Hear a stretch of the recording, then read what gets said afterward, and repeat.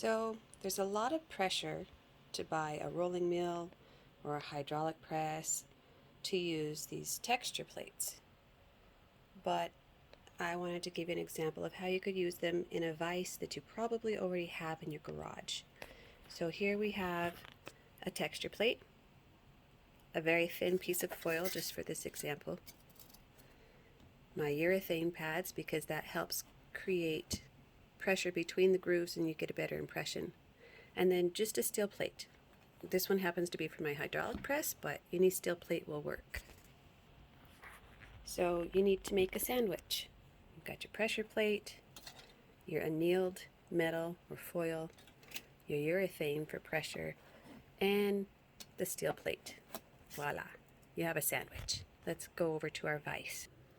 Okay, this is like a very rough video, but I have a person asking how to do this, so I thought I would share.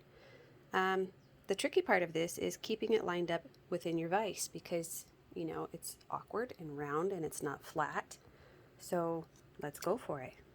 I'm going to start, I'm going to start like this. Okay, I needed both hands there. So I gently have it in my vise now. There's no space touching down there, which is fine. It doesn't matter if it does. But the idea is that you really want it centered, you know, right in there. Okay, so let's squeeze as tight as you can, and let's see what we get. Okay, we squeezed our sandwich. Now we're going to do a reveal. There's our plate. There's our foil. Probably could have come out better, but that's the main idea. There's our urethane. Maybe if I had used one instead of two, I would have gotten a deeper impression.